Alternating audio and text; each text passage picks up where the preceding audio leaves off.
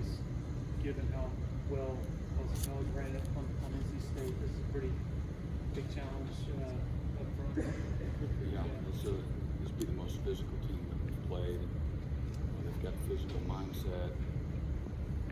O-line coach is their head coach, and just big, strong, powerful linemen and tight ends and running backs. So, whole new challenge for us this week for sure. Brent, I know there's still plenty to go over with that. You guys, 7 games, not allowed to play the 300 yards. Is how proud of you of the defense, the way those guys are playing? What do you expect it to be this year? You know, it's easy to quantify when you're looking at total yards and things, and you just really look at how they're playing, the assuredness, the aggressiveness, how sound we are, physical, and our guys are playing with tremendous effort, again with a lot of cohesion, continuity. We had a season low mental errors, which you hope is indicative of guys continuing to understand what we're doing, why we're doing it, how we're doing it. And very proud of our guys, our coaches and the players. They've invested a tremendous amount. It's a lot of fun when you're able to play, you know, fairly well, and see them rewarded, playing with confidence and just enjoying the game and the opportunity to play. So you know, we're certainly far from perfect, and our coach brought that up. We had a season high in missed tackles. But the good thing about that is even the yards after contact were very low, under 2 yards. And so when we did miss, we had somebody right there. And again, that comes from effort and again, understanding. And I don't really know what to put. We had a season low mental errors, but a season high in missed tackles. And some of they did a little more option than we were anticipating, so we got caught out of position a few times, and I think formationally we weren't quite where we needed to be a couple of times. And so it just doesn't take very much. Looking at the wrong thing, they present a lot of eye candy and things. Looking at the wrong thing or just slightly misaligning will do that to you. And they had good skill at both running back, quarterback, and receiver, and then did enough formationally and motion-wise where they could create leverage. And again, thank goodness that, you know, again, the missed tackles, you know, NC State has some missed tackle issues. You know, there are some huge running plays, and they can do that to you. When you're slightly out of a gap, or again, you misfit things, missed tackles on a bad day can get pretty ugly pretty quick. So, again, there's a lot to be pleased about, but certainly far from satisfied. You know, we as a staff and certainly as a unit, we got a gazillion things to get better at. We need to be better on third down.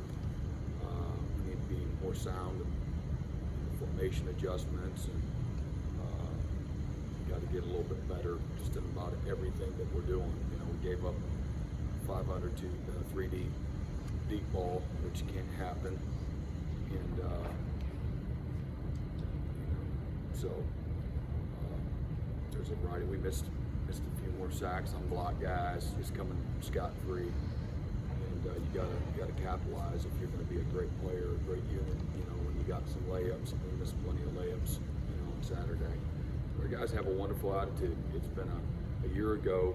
It was a fun group to coach because they had such great maturity and really came to practice every day. Well, this group of guys, we don't have the experience that last year's group did, you know, as a total unit. But this is a group that's very hungry, eager to learn, eager to be coached, and spend a tremendous amount of time on their own, being prepared every week. And so that makes it a lot of fun when they're hungry like that. You know, if Xavier Thomas is doing that. I think he probably will, but we'll see. Brent, Isaiah seems like he's having himself an ACC Player of the Year type of season. What has he done during the off-season to kind of elevate himself to that? It was great work ethic, a lot of humility, finished the year strong, everybody bragging on him, and just realizing, you know, the flaws in his game, the weaknesses in his game. I think he worked hard at bridging the gap in regards to his knowledge and other positions within the defense, and allows him to play, just making more plays, the plays that are there, and allows him to play with a little more aggressiveness, and then not giving up, plays, just doing his job. So preventing a year ago, just very inconsistent. Flashed and certainly finished the year better than he started the year, but that's very normal, as a first-year starter a year ago. So I think there's a lot of things that he worked on, but as much as anything else, his understanding of his position and our total defense.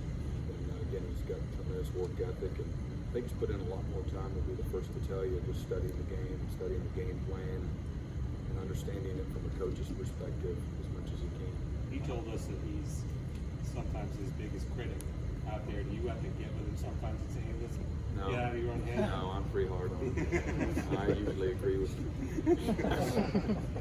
Do you enjoy having players like that are perfectionists? Yeah, for sure. Yeah, that's what the best are like that. Now, you can't be a self-defeating, and so you got to have you got to be strong-minded, some toughness about you. But yeah, hold yourself to a high standard. There's nothing wrong with that. Guys that get satisfied too easily are always like this, man.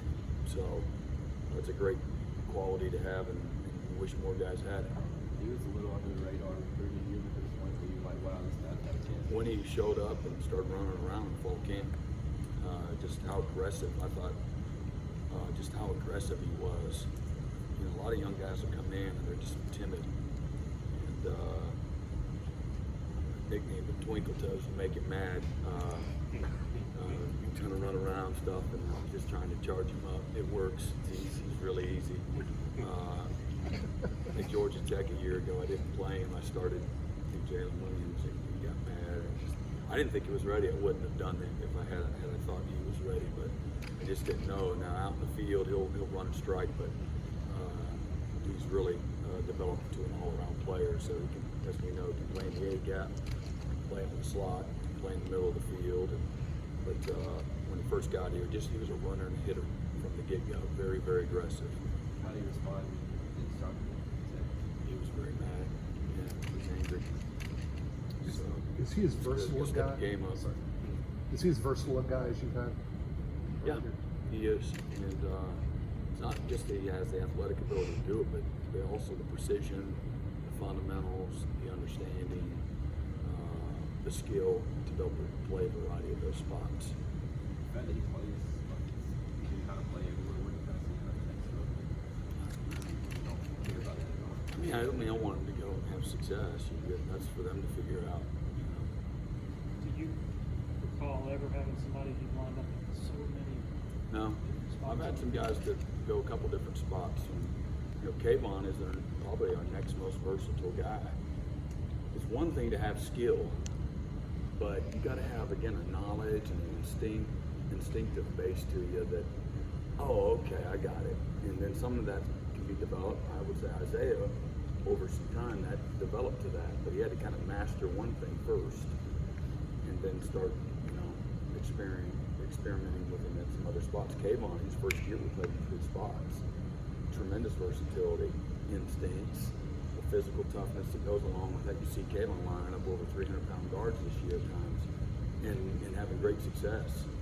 So, he doesn't, he's not talked about as much, but we look at Kayvon as another guy that's got tremendous versatility and brings a lot to the table and solves a lot of problems without having to, repackage things. It seems that there's been more support down line with defensive line since that kind of maturation of the defensive line. I mean, happy with. And they're getting better, and I think you do it, where you feel like you need to, not just because that's what you're supposed to do, but so they gotta earn it too. And so, like we hoped, that would continue to develop, and it is. It's getting better, and we're certainly not there yet. And you're watching last year's Boston College tape, and you're watching those big butts, on the back of the screen, and you're just envious, But our guys are playing out of their minds, really are. And but you really, when you watch those guys against Boston College last year. Like, dang, they're pretty good. And just a lot of girth, and a lot of strength at the point of attack. But this group's got its own set of strengths and is really coming on and playing really pretty well. So couldn't be more proud of them. When you were, when you were so used to those guys just creating a whole new line of scrimmage, was your biggest, I guess, question or concern coming in is how are y'all going to hold up? Well, I don't want to take anything away from those guys because those guys played terrific last year, but they got blocked. You know, we just didn't whoop 1 for 1 every time. It did not happen. You know, and it might have been a push, but it's not like we took this guy and threw him over there and just went in the backfield and destroyed everybody. We did a good job of that at 2 times.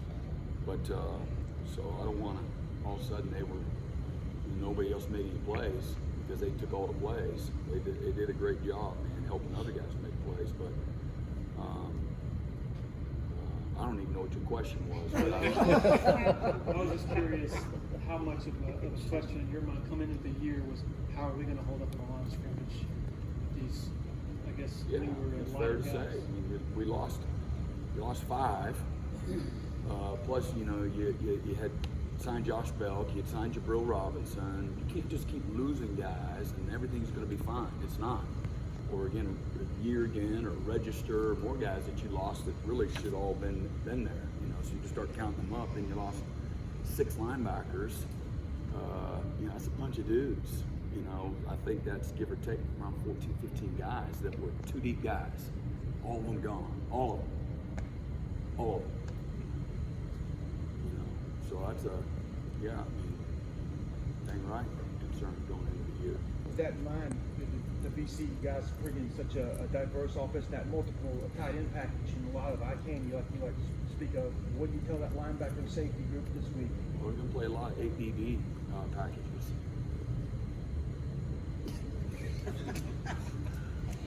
We tell them hey, you can't run from it. This is going to be an all-out